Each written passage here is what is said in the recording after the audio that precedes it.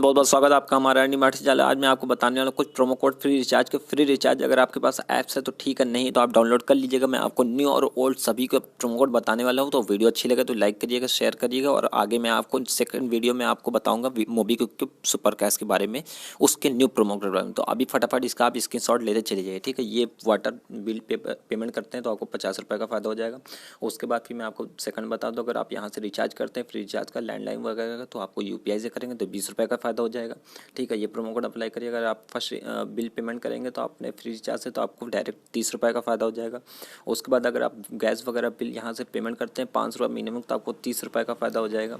उसके बाद फिर UPI अगर आप यहाँ से करते हैं, अगर यहाँ पे इलेक्ट्रिसिटी वगैरह बिल पेमेंट करते हैं तो आपको यहाँ पे डायरेक्ट 25 रुपये का फ़ायदा हो जाएगा।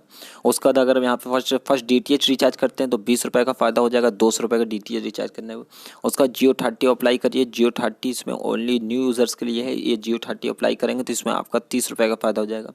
उसका न्यू 30 ये भी न्यू यूज़र्स के लिए, अगर इसको आप अप्लाई करते हैं तो आपका यहाँ पे तब 30 रुपीज़ का फ़ायदा हो जाएगा।